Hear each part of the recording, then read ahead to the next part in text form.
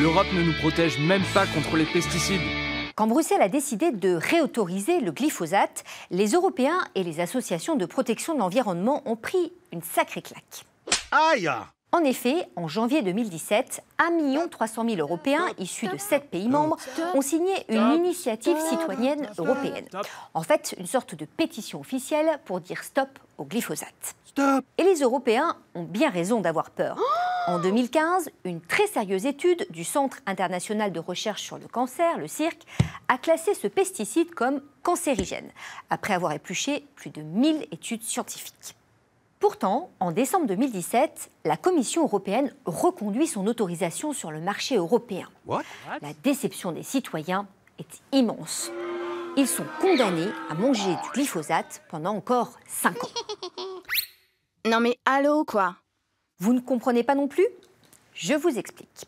Pour les produits phyto, ceux qui décident, ce sont les gouvernements des pays membres, et pas les eurodéputés, qui étaient d'ailleurs plutôt contre. Le souci, c'est que ces gouvernements s'appuient sur les conclusions de leurs experts, mais aussi de l'Agence européenne de sécurité des aliments, qui, eux, ont surtout étudié les rapports des industriels, comme Monsanto par exemple. Résultat, pour eux, ce n'est pas prouvé que le glyphosate est dangereux. Et non. Sauf que, on apprend un peu plus tard que Monsanto aurait menti. Dans cette histoire, le Parlement européen, nos eurodéputés, a quand même joué un rôle de garde-fou. Ils ont fait du lobbying pour réduire de 15 à 5 ans l'autorisation. Mais surtout, ils ont monté une commission d'enquête sur le processus d'autorisation. Non mais, c'est quoi ces méthodes? L'enjeu est grand. L'Europe évalue plusieurs centaines de produits chimiques chaque année. Elle en a d'ailleurs interdit plus de 700, comme les tueurs d'abeilles, et a aussi banni l'épandage aérien des pesticides.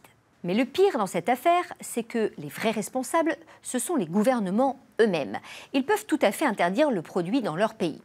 Macron avait d'ailleurs promis d'interdire le glyphosate. Le glyphosate, dans 3 ans, c'est fini.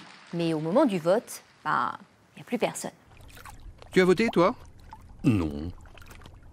Deuxième claque pour les pauvres Français. Aïe!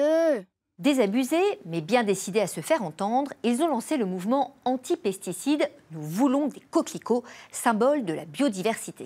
Nous voulons des coquelicots, nous voulons des coquelicots, nous voulons des coquelicots. Mais peut-être ferait-il mieux de se cotiser pour acheter des sonotones aux États membres, histoire de se faire entendre.